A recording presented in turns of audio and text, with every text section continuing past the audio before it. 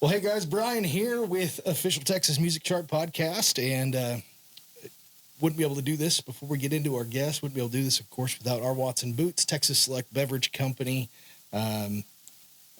Huge thank you to Phoenix Pro Microphones, as well as, who am I forgetting here? Oh, Iron Oak Apparel. Can't forget those guys either. So without further ado, though, we got the one and only, slightly Fort Worth infamous Phil Wallace in the studio today. Allegedly. Allegedly. Yes. That's allegedly. My word lately. Allegedly. Well, must be taking tips from Kanye or something. Right. Everything is alleged. Phil, how you doing, man? Doing good, man. I got off work today and wanted to get over here and sit down with you, man. I was excited to find out we could do this and it was available. So and you're heading out of town here later this week, aren't you? Going? Was it Memphis or Nashville? I'm going to Memphis this weekend, just on vacation. We just okay. Not a music thing. No, we just decided to get up and go, and we're going to go to Memphis and walk around and see Elvis's joint. And, that'd be cool. Maybe go see Sun Records just since we're there. And there's other than that, man, I just want to hang out and not do anything. You know? Really good roadside barbecue in Memphis. That's what I hear, and I hear don't stay out after 10 o'clock at night That's around also Memphis. True. Yeah, get back to wherever you belong. So. If you think it's hot here, I know we're near record today, but if you think it's hot here, it's like I heard Memphis doubled. Is rough. It's doubled there. It's so humid. Went to Kentucky in July one year back in 2018, and dude, that was rough. And I'm from Texas. Yeah, Kentucky's rough in July.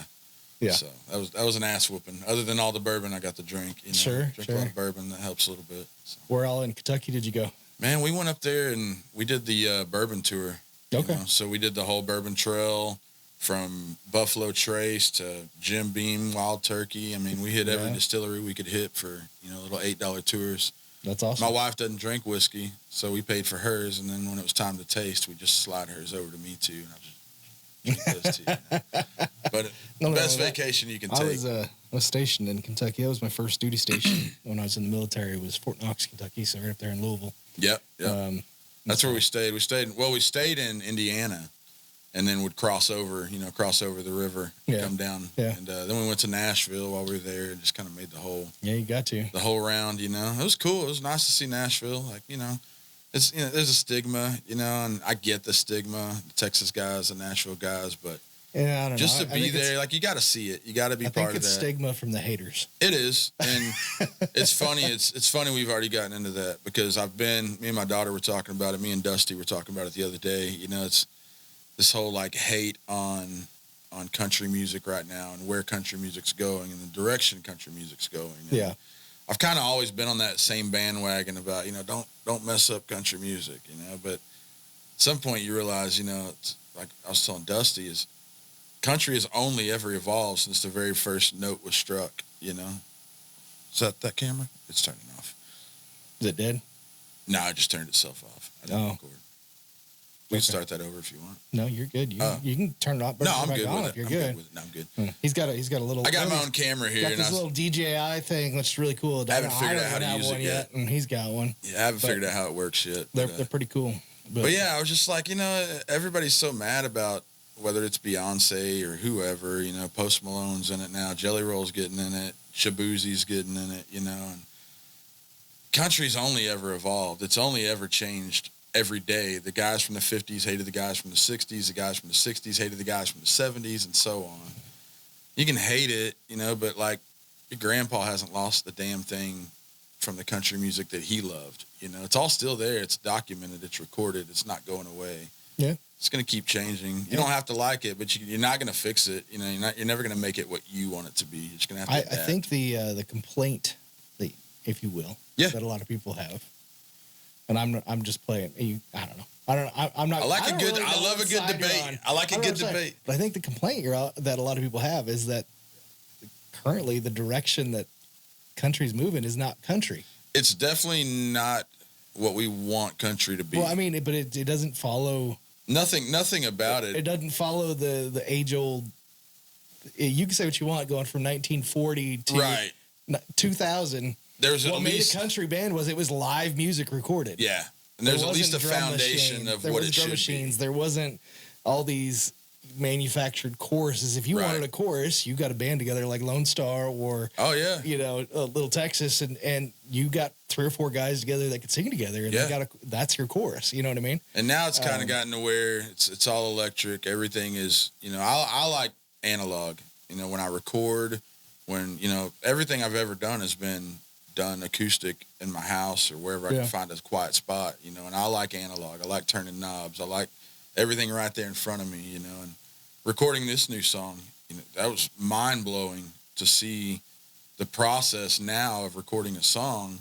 Yeah. And I went in and cut my scratch, and by the time they got done with it, what I laid down as a scratch didn't even exist anymore. No, it had already been moved. that's And let's just move this, and slide this, and the scratch is just. That's just a guideline. it was that's awesome. a starting though. point. And, but it was amazing to see that, and to be part of that. And I think this whole process I've been going through the last few months, like we said, I haven't done this. This is my first time in 20 years to take an attempt at actually the music business side of music, Yeah. And so in all that, I think it's really opened my eyes, maybe made me a little more open-minded about what it takes and what the process is. And there's a lot of people out there that are we're talking about on the analog side, but they're doing it's more of like a hybrid mixing. Right. So I'm what you would call totally in the box. Right. Yeah. I'm 100% digital. Everything I do is 100% digital. I've got 400 and some plugins, more plugins than I would ever use. I probably only use about 20 of them. You know what I mean? But you got to buy all the packages to get the ones you want. Anyways, but I had J.M. Stevens, and he owns East Austin Recording. He's also a solo artist. You know what I mean? But he's the guy that recorded and tracked and did all the stuff for Uncle Lucius on his most recent album. Yeah, and their stuff is awesome. And all that stuff is recorded digital, but the final thing goes through a tape. Yeah. And that's essentially the compression that is going through a tape. Like they used to do the slap back with 2 different reels. So all of Uncle Lucius's stuff, all the ones that were still charting, all the Angelinos and all that stuff, that was run through an analog system before it came back to the digital box. That's pretty sweet. So that's why it has that kind of that vintage sound. And there's a lot of studios, especially down in Austin right now, that are doing that hybrid mixing. And you look at some of the biggest mixing guys in the game out of Nashville, and they're still doing a mixture of analog and digital. They're running everything through interfaces, so they still get all the warmth of the tubes and all the old equipment, but it's running back into. See, I don't know how. I mean, even being in the studio, is a lot of, man, Phil, what do you think, or what do you think about this? I'm like, I don't know. Like, this is, I don't go tell the mechanic, how to work on my truck, I joke, maybe on my 3rd single, I'll have a lot more input, maybe have a lot more, be a little more assertive about what I want. But going in there, I don't have a sound, I've got an acoustic sound. I've got, when I play, record acoustic songs or solo songs. So like, man, what is your sound you're looking for? I don't have a sound. You guys build it. And I'll just roll with whatever sound we come out with, and that's going to be my new sound. That's a lot of faith to put on a producer and a mixing guy. So. I try to be a team player in the sense that I'm paying you to do your job. I want to let you do it. You know what I mean? I want to step back and let you do it. And it would have been awful for me to go in there with them even knowing that I'm green in the sense that 20 years of music, I'm still green in the sense of recording and putting things out. So my thing is like, hey, I got no business telling you guys shit. I think that's the beauty of the majority in this industry is I will say the majority, and it's unfortunately generally the silent majority. Right. But the majority of, you name it, could be sound engineers at a live venue, it could be other photographers that I come across, it can be band people, it can be tour managers, it doesn't matter. I feel like for the most part, everybody is there to help. Yeah. Anybody that asks for help. Yep. And You know I what think mean? that's what's cool about, being over there at Platinum. Well, yeah, I was going to ask you. So you recorded your single. Tell everybody what your single's called. The Beast in Me. Okay, and you recorded that at Platinum Music Complex in North Richland Hills. In North Richland Hills, yeah. Which is not known as a recording studio very often. It's not really known as a recording studio. I think they're really trying to open that side up a little more. They have a recording studio. Sure. That's accessible. They rent it out. Like, they're doing a cool thing now, $600 for a 24-hour block. And I was like, okay, so you can break that up, like 3 here, 4 here. And they're like, no, you get it for 24 hours, yeah. And you can sleep or you don't sleep. I don't know if you do that. You can do that with any studio. Yeah, and that shows you like what I know about any of that. Like, I'm still mind blown about everything I'm doing right now. All the stuff that's really happening. Cool. And my thing's always been I play shows, and if you know me, you know me. If you don't, you don't. And so now it's weird how 20 years of this, and now in 3 months, I've kind of like done this 180 where I'm like, okay, I see how this works. Like, I've just kind of been an asshole for 20 years, Like, maybe I need to lighten up a little bit and roll with the punches, and get into this. And, like, going in there, I went and recorded at Audio Dallas. That's where Willie Nelson did Redheaded Stranger. Yeah. And that place is full on. They got the console that's 9 feet long, sliders, everything. And I'm just looking at it like, this is nuts. I can't believe I'm recording the same microphone that Redheaded Stranger was recorded in. Yeah. $30,000 microphone to do some acoustic stuff. And but then you go to Platinum, and it's, Presley comes in with his iPad and his laptop, and there's nothing else, other than all these gadgets I don't know anything about. Yeah. Which I'm sure that goes back to where you really get all of your bells and whistles, and some of that. I don't know. But it's seeing both sides of that. Yeah. Seeing the analog side over at, a studio that's 50 years old. And then coming over here, and then, Presley whips out his backpack, and everything's in his backpack. It's kind of funny because the majority of, like, the plugins that you get digitally are recreating. They're built off of that analog. They're recreating the analog sound, right? Yeah. And there's very few people out there creating new sounds digitally. Because somebody's got to be banking all that, And so, there's a couple producers that are developing new sounds, and they put them into a plug-in format, and they sell that plug-in through Waves or through whatever. You know what I mean? Mm-hmm. But for the most part, like, I have SSL's complete thing and Slate Digital's complete thing. And all that stuff is basically a digital recreation of everything that was analog. Amps, those old twin reverbs. The Abbey Road thing, the whole thing on Abbey Road. Like, you can mimic the sound of that Abbey Road studio. You can mimic the microphones, all that stuff. And there's Slate Digital has this. You can buy their Slate Digital microphones from, like, Guitar Center, and Universal Audio is doing this now too. Yeah. And you buy basically a cheap microphone, and digitally it can be 5 or 6 different microphones. Yeah. You know what I mean? It's wild to me. So, and I guess that's kind of what I'm getting at about kind of how my thought process has changed through all this, because before I would have been like, man, this is like, it's kind of a cheap ass way to get around this, But I guess I'm getting older, and I'm seeing things in a different light, and I'm like, well, if you can get it done with your backpack, and you can still get me the same quality. Yeah. And if it's easier on you, it's cheaper on you, cheaper on me, whatever. It's definitely roll with it. Cheaper. But you're not going to change it. And, that's the thing about country music. That's the thing about recording. Everybody's bitching about Randy Travis right now. Yeah. And in my mind, the Randy Travis thing is what that is intended for.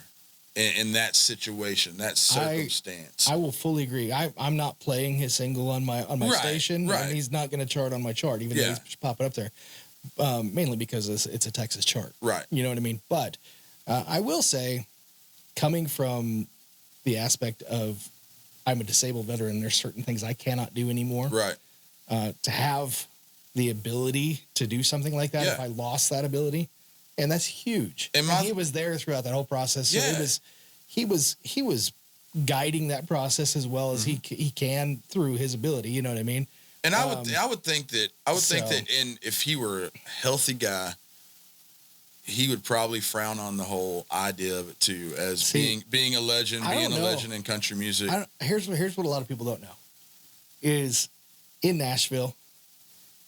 Obviously, those big touring artists, everything's they have limited time to be in a studio, right? Yeah. So they go in and they do their vocals in the studio and they leave. Mm-hmm. Well, if there was something messed up, it's not real easy to bring a guy back to recut a vocal on something. Yeah. You know what I mean? You got to get in there. And so they actually have Ghost singers or shadow singer, whatever you want to call it. It's people that can mimic the voice of other singers that will come in and fix parts of a single that you've heard on the radio. Well, they've been doing that for years. And perfect example, you know, is I'm a Swiftie. I'll tell you straight up, I'm a Swiftie. But you know, everybody, my wife, you know, we got into this about, she just released a double album and then a third album behind it. So 3 separate albums at one time while she's on tour, while she's literally worldwide right now. And my wife's just like, I don't understand how she was able to write all these songs, you know, 40 something songs that are great songs. And she's a great writer. And she recorded all this. And I was like, because I just figured it out. I just went and did this, and I didn't have to have shit in that studio. Like, I didn't have to show up. Yeah. So Taylor writes the songs. She sings her vocals, and then and she probably did it on her bus or plane or wherever. I'm sure she's got a sweet vocal booth wherever she goes. Yeah. And she probably never stepped in that studio. I don't know. I don't want to be the guy that's wrong. No. You're. I call it the Zach Bryan effect. Nothing we did on that song got done in that studio. Zach Bryan has put out more music than I ever thought would be humanly possible for a single person to put out music at a rate just so unprecedented. Like, at some point you have to go, how's this working? Radio does not know what to do with it, because it's like the second a song starts to gain traction on the charts and radio, he's already released like two more albums, it seems like. You know what I mean? What's your thoughts on Zach Bryan? Just your personal thoughts. You like the guy? You into it? Is he I think I like what he's done for the industry. Yeah. And I think he has developed a fan base that is overall good. You know it's like they say, you know, but 5 million people can't be wrong, you know. Well, yeah. But me personally, I don't know. I think a lot of his songs all sound the same. Right. I can agree. I don't think his vocals are that great. Yeah. I think he's a hell of a songwriter. Yeah. I don't think he's... I would say for what he's done for the current industry, he's probably right up there with all the 90s legends. Right. But vocally talented, maybe not. Yeah. And I ask because, you know, I got a 17-year-old daughter drove me over here, and we're listening to Spotify, you know, so we're kind of going back and forth about, you know, she's right on the brink of liking really good artists, you know, but she's still kind of lost in the you know, the people. People our kids aren't allowed to, you know, don't listen to that. But you know, now you're just doing the same thing your parents did to you. Right. That ain't good music. Yeah, that ain't good music. But, you know. But and I guess tell me White Snake wasn't good music, because that was good music. It was good music to somebody at one point, you know. And I think that's what I mean about country music, you know. It's like, you know, my grandpa hadn't lost a damn thing, you know. All that shit that he loved and all that country music that meant something to him is still here. It's still relevant. It's still you can listen to it. You can, you know, put it on Spotify. You can still get your albums, whatever. It hasn't gone away. It's just changed into something you don't like anymore. So I'm going to bring you back to your single "Beast in You," right? It's called the Beast in Me. The Beast in Me. Yeah. It's not the Beast in Me, but it's the Beast in You. We'll get it figured. Anyways, it's Beast in Me. Yeah. I got it. Tell me about how you wrote that. Because did you write that whole thing? Yeah. Okay. So what's your writing style like? I don't know what my writing style is like, and I struggle with that. That situation, that song came, you know, of course, on the backside of the viral video happening and all that. The story of the song is, you know... By the way, I think that is the most viral video that has come out of the Stockyards in at least 10 years. Yeah, unfortunately. I wasn't embarrassed by it. I did it in front of 200 people. I've done it several times. It wasn't... It wasn't new. It wasn't new. But, you know, kind of what we talked about when me and Presley interviewed is everybody sees it for face value. You know, they see like, oh, a guy got drunk, fell off the stage.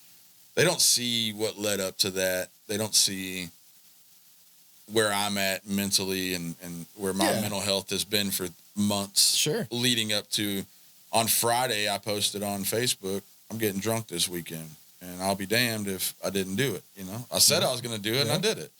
Did your guitar make it out okay? Oh, yeah, not a scratch, man. It was tuned the next Saturday we got there. I didn't even open the case. got back to the place we were playing at and cracked it open, and I was just like, fuck.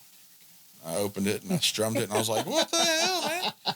So, but we were talking about your Siegel writing style. Guitars. Thank you, Siegel Guitars. Let's talk. Yeah.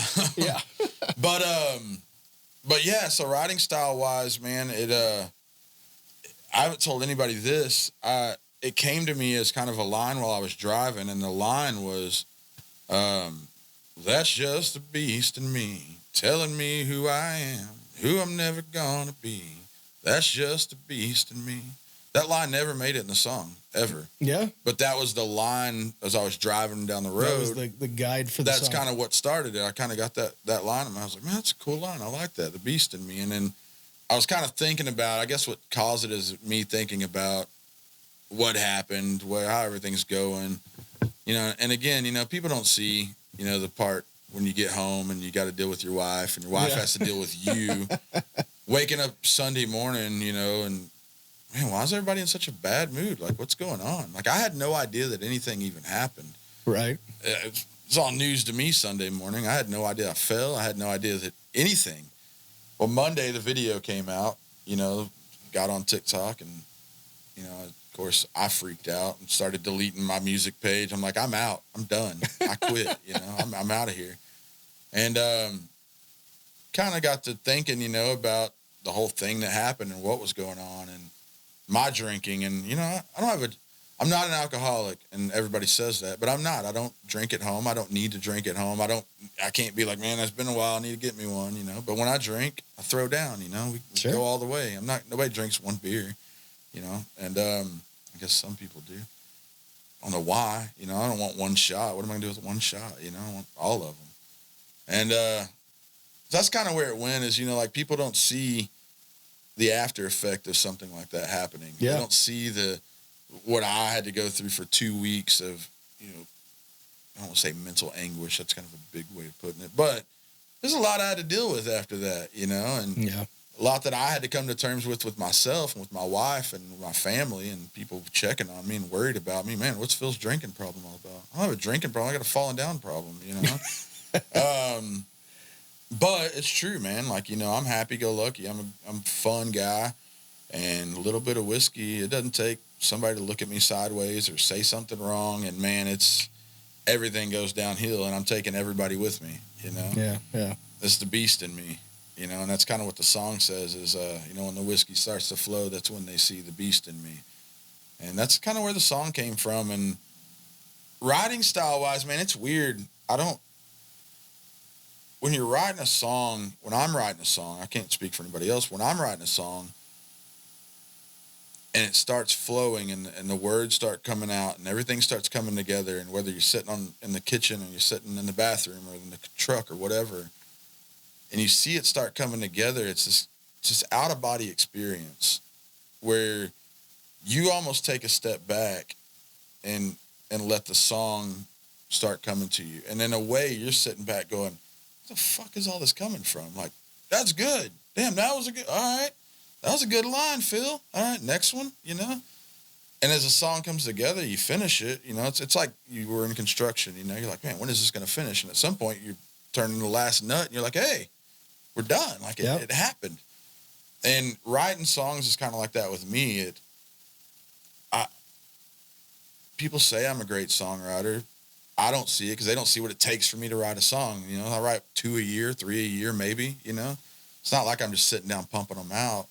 But when they come, and I think that's the reason is I'm critical. I want my song to be good when I write it. Sure.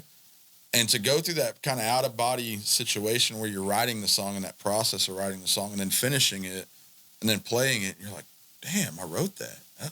Where'd that come from? Like, how did that happen, you know? Yeah. Y'all listen to this shit. I wrote this, man. And I guess for me, I want all my songs to be that. Like, I don't want to write, you know, a lot of guys say, man, I'll write everything. I'll write 200 songs a year, you know, and there's guys out there that do it. Well, 197 of them are probably shit, and you got 3 good ones. Well, I'd just rather bypass the whole 197. I'll write three that I like or I think is good. And I think for a lot of people to get to that 3 good ones, they got to write the 197 bad ones. Yeah. Or not finish the other 197, because that's what I see a lot of is artists over their lifetime. Yeah. Might write 40, 50,000 songs, but the ones they didn't cut are the ones that are unfinished or don't feel just right. Or, and, you know and what I mean? I'd like to say I've got this big trash can full of wadded up paper, but I don't. Like, I don't have that. And I may quit on them, and not come back to them sometimes. Yeah. I think that's kind of my thing is like, this ain't working. I'm done. Walk away from it. Sure. I wish that I would bank all of those lines and those little hooks and put them away for a rainy day, but I don't do that. Yeah. To kind of speak on that, I ask every person that sits in that chair that same question. What's your writing style? Tell me about your method, that sort of thing. And like I say on just about every podcast, there is no method to writing songs. No, there is no, and I don't know when it's coming. Secret sauce, but every artist has their own way of approaching it. And obviously their way works for them. Yeah. And my hope is in asking people that people will learn different things. Right. And, like I had September Moon in here and they went to a conference with Rodney Foster, and he said he writes a song and then he cuts all the lines out of puts them on paper, cuts them out, mixes them all up, puts them all back and then together. just reassembles the song in different ways just to see if he likes the way the song was written. It's crazy to think about how people do it. And I don't know what the standard is. I have no idea what the standard for sitting down and writing a song. I think there's standard form factors. Right. And I think the biggest problem most songwriters have is too many words. Yeah. And I'm saying too much, especially if they're a story. And see, I don't write tailgate songs. I'm not a tailgate song guy, you know? So the Morgan Wallen songs, I think they're great. Like I said, 5 million people, 10 million people can't be wrong. If they like it, it must be good for somebody. I just don't write that way. Me and Dusty were talking last night. I write sad, depressing songs, and I'm trying to get out of that. I'm trying to write new stuff. This next single we're going to work on, it's going to be a good one. It's going to be an upbeat kind of Del Watson kind of feel, which takes you from that. My first single, The Beast in Me, is more of a Cody Jinks kind of slow vibe to it.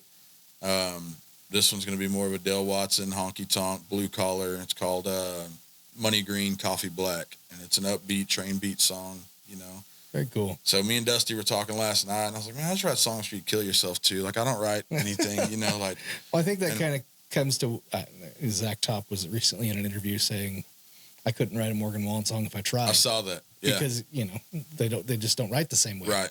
But man, I feel like you and I might have to take a round 2 on this podcast, in a couple months, and you got your next single coming out. But I think where can people find your social media? Where can they find out about where to find you if they want to come see your?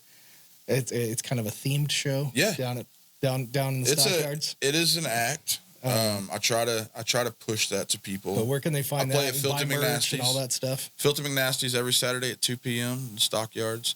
Of course, Facebook, everything is the Stockyard Kid. If you hashtag the Stockyard Kid, you'll find me somewhere. Phil Wallace Music, PhilWallaceSucks.com. Somebody stole PhilWallaceMusic.com. So now we're going through all this promo, and I've got to use Phil Wallace Sucks because I thought that was a good idea a couple of years ago. So PhilWallaceSucks.com. The Stockyard Kid, hashtag that just about anywhere you'll come across me. And then Powerhouse is fixing to put this song out on the radio, so it's going to Spotify on the 14th. And now I'm finding out you got to do this every 16 weeks, and it's time to go back and do this whole stressful, I want to quit everything process again. Yeah, it just starts over. It's all about. I just had that conversation with another artist today. It's a war of attrition. Yeah. It's all about consistently putting music out, consistently performing music. Yeah. It's all about. That's what I'm learning, man. And then I've always been that guy that was just like, you either know me or you don't. If you don't know me, whatever, I'm good with that. Now you want people to know you. Now I'm like, shit, man. I got to work hard to get all these followers, and now I got to post it on Instagram, so it posts on Facebook, and then I got to make sure that it's a story mode so I can move it over to TikTok. It's like, I remember when it was MySpace, your top 8 friends, you load your new song and you put it on iTunes, and that was it, man. You were done. Yep. And not anymore. Golly, you need a team, and now I see why people have a team around them for this stuff. So it's a lot. It's a lot of hats that an artist has to wear, but be sure to head over to Phil's page on all the social medias. Give him a like and a follow. I know he'll really appreciate that. You're going to stick around and play a couple songs for us. But be sure to catch Phil's Tiny Office sessions here later in the week.